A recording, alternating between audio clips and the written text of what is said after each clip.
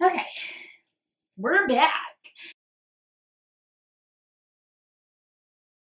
So writers, I am talking to you now. Those who want to include chronically ill or disabled characters in your fiction, here's what you need to do. In my humble opinion, I do not speak for all the chronically ill people of the world. I do not speak for disabled people. I'm just saying what I think. Okay? Okay. So, I want chronically ill characters in my fiction. You might ask yourself, well, what's the point? Why? Why would I include a chronically ill character?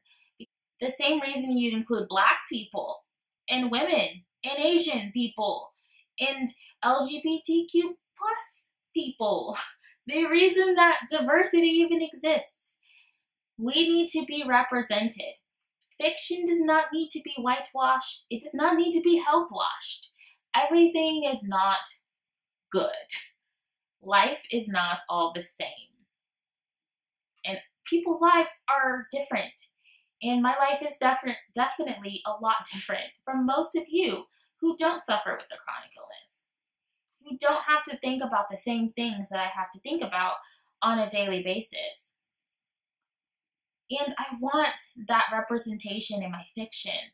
I want a character who has to go get Remicade infusions every 2 months, and that could, even if it's not like a major plot point, if she just says, yeah, like, oh, my Crohn's is acting up, I think I'm in a flare, like, I feel a flare, or I don't know, like, I've never said that, but, like, you know, something to say, like, oh, I'm just really fatigued right now, or, man, my pops is acting up, I'm feeling dizzy, I need to sit down, like, something, give it to me, because if a character has anything, some kind of autoimmune disease, some kind of chronic illness, anything, Lyme disease, POTS,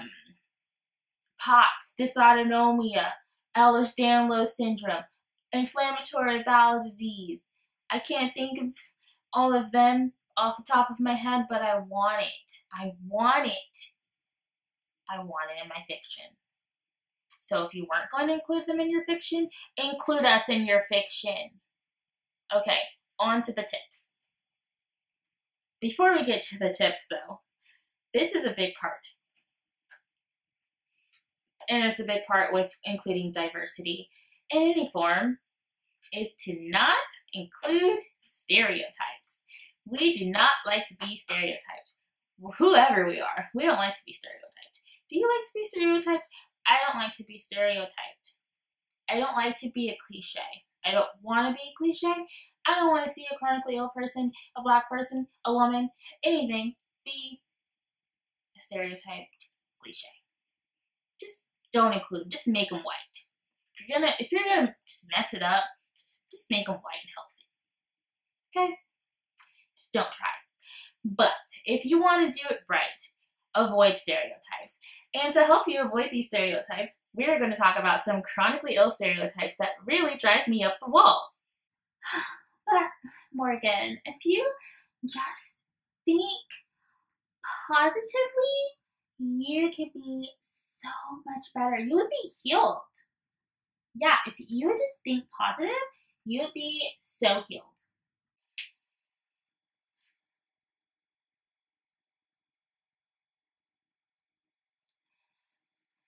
Positive thinking does not cure chronic illness. It's not something I can turn off. It's not my vampire humanity. I can't flip a switch. I can't say, I believe I do not have inflamed bowels that swell shut and cause me intense pain. I believe that it does not exist.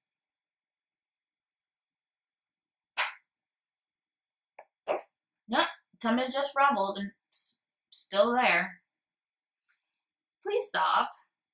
I know you may think this is going to be a long video. I got to do a lot of editing. Talk fast. Okay, I know you think that this is something nice to say, that, oh, just think positive, don't focus on it, and it'll just be better. It won't be better. Yes, we need to have a good mindset, clear head, but positive thinking is not going to cure me. Misconception number 2. But you don't look sick. What does sick look like? Somebody tell me. What does sick look like? What does autistic look like? What does any of these things look like? Because they don't have a look. Telling me that I don't look sick is invalidating me and my experiences. So this is not really about representing the chronically ill person. This is about representing the people around them. Because if someone in a book says to a character with chronic illness that they don't look sick, and that chronically ill person doesn't flip a lid, I'm not believing it.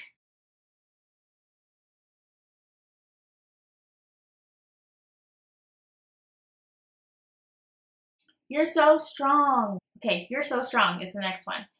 We're not strong. This is not a superpower. We didn't choose this. This is not a life that we wanted. We are simply dealing with the circumstances that we were dealt with. So while I don't cry at needles anymore, it's not because I'm strong. It's because I'm desensitized. Most likely. I cannot speak for everyone else. But for me, yeah, I'm just numb to it now. It doesn't matter anymore. It has to be done.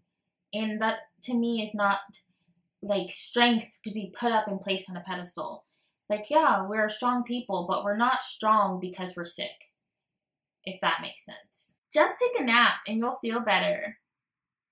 Fatigue does not work that way. Fatigue is not tired. I'm not tired. I am fatigued. My mind says yes, and my body says no, no, no, no, no, no, no. We're not doing that. Oh, this one specifically for chronically ill people who write. Oh, your writing is so depressing. Can you write about something happy? This might be a just me thing, but yeah, my writing sometimes is depressing. You gotta draw from life. And I don't say that to be like a downer or anything, but I write from my experience, and I know a lot of writers do that. So if you're writing from your experience, it's completely fine. But I included this in debunking some preconceived notions about chronic illness because it's not all depressing, but it is depressing. It is sad. It is a lot to deal with. So when you're writing a character that has this, include that trauma, include those dark moments when you're just fed up with your body and you don't understand why it's attacking you. Like, you just don't understand.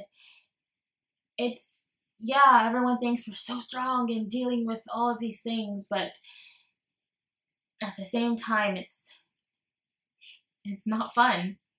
I wish I could sleep all day. No. We're not sleeping all day because it's a fun activity. We're sleeping all day because we have no energy, and that is the only thing our body will allow us to do. Chronically ill people are not lazy people. Might there be a lazy person who's chronically ill? Maybe.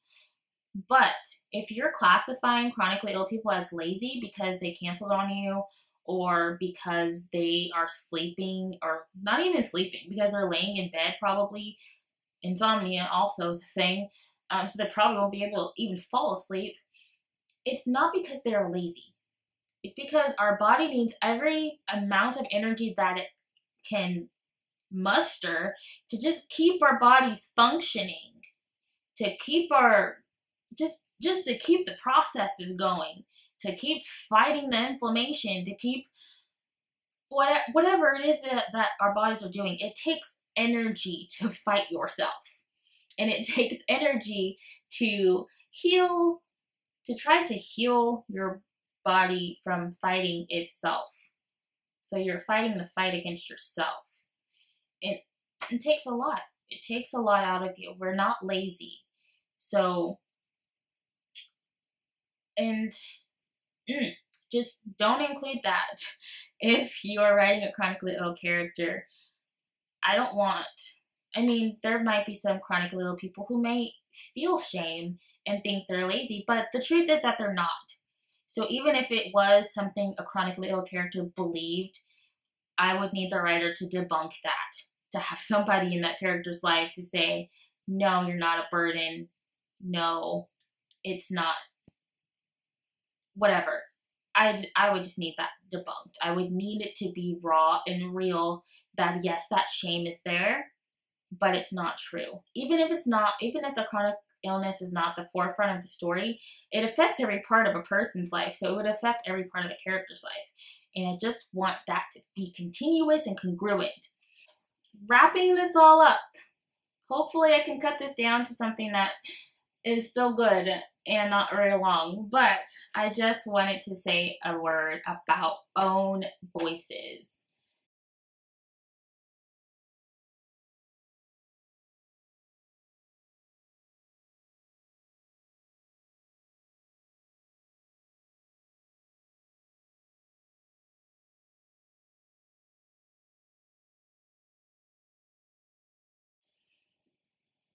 I've mentioned it throughout this video, but your character with chronic illness, the chronic illness may not be the forefront of the story, but it can be an accessory, not an accessory. It can be an addition to the characterization of that person. So there's two types of representation. We can have, again, my opinion. I don't know if this is official. There's two types of representation, in my opinion, and that includes own voices, and that includes just representation. I don't have a good title for either of them, but for representation, it's just a part of who they are. So if I have, and I do have, a lesbian couple in my debut novel, See Them Among the Thorns, get it on Amazon. I do have a lesbian couple in that book, and it's not an LGBTQ book. It's not about their relationship, but it's a part of who they are.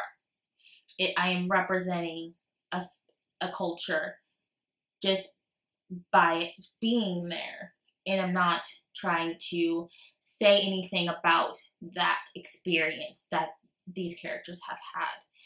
And the other end of the spectrum, in my opinion, again, is like the own voices movement. If you're writing a story about the experience of being lesbian, or being Black, or being a woman, or being ill, if you are writing about that experience and what life is like with that experience, and you are not that thing, you are not the person to write that story. I'm sorry, I said it. You can't. It's not your story to tell. Like, yes, we're writers and we want to write about a lot of different things and include cultures and be diverse, and that is amazing. Yes, in the first category, you can have your representation. But if you're writing about the experience of being that thing, I can't write what it's like to grow up as an Asian woman in America. I am not an Asian woman in America. I can't write about that experience. I can't speak to what it's like having immigrant parents, because I don't have immigrant parents. And yes, you could go get your research and try to write this book, but are you really the right person to tell a story? And I just don't think so. Because I do want to write a story about experience with Crohn's and college life and everything like that. I do want to write about that. And I already have started. It's called A Skeleton in My Bathroom. And I wouldn't be able to write that story if I didn't suffer from Crohn's disease.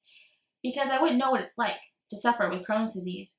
So I would have to go out and get all these opinions on what it was like to suffer with Crohn's disease. So I could probably still write a very good book.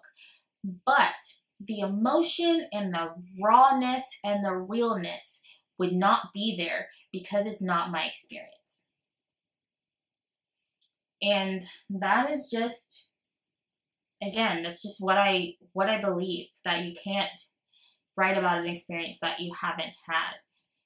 I mean, you could do your research and do all of that, but just think, like, not only do we need representation, but we need the people to tell their story. We need Black men to tell their stories. We need Black women to tell their stories. We need LGBT, that's a lot of letters.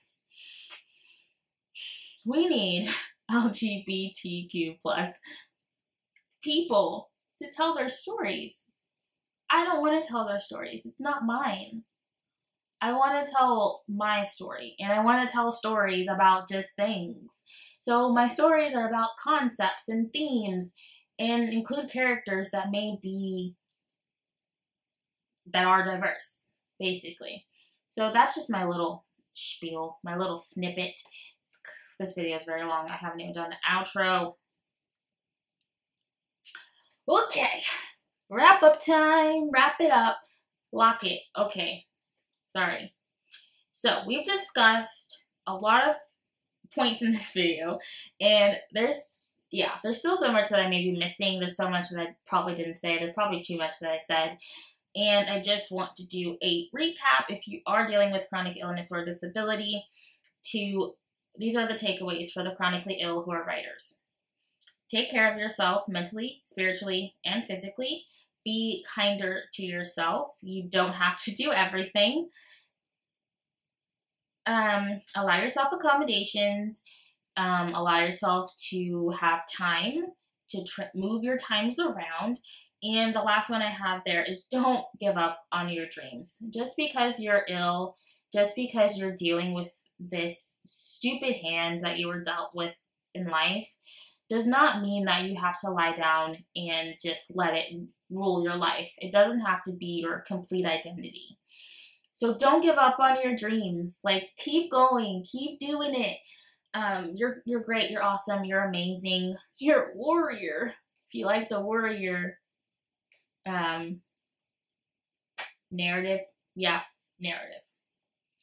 And for the writers who want to write about chronically ill people, which I encourage you to do, please. I would love someone to just be like, man, my bowels are acting up again, and not it be weird. But yeah, do your research. Always do your research and talk to us. So if you have a question about what it's like to live with a chronic illness, here I am. I can talk to you about that. And I know a couple of other author tubers also suffer with different things. So there's a lot of us you could talk to. And avoid stereotypes. That is the biggest one. Excuse me for reading, but gotta wrap it up here. Avoid stereotypes. Consider if you're the right person to tell this story. And remember the myths that we debunked. So remember the things that are not true that people tell you are true. Okay, so that's all I got for you guys today. It's been fun talking about this. And I definitely went over my time that I thought it would take to record it. So, wrapping it up, because I thought it would take me 30 minutes and it's 50 minutes long. Okay, anyway, thank you guys so much for watching. This was the first installment of the Writing Wall series. We'll be continuing with on with other topics. If you like this video, please be sure again to give it a thumbs up. Comment down below. Subscribe. Click the bell. Notifications. I post new videos every Monday and Friday. And I will see you guys on Friday with another writing video. Thanks. Bye.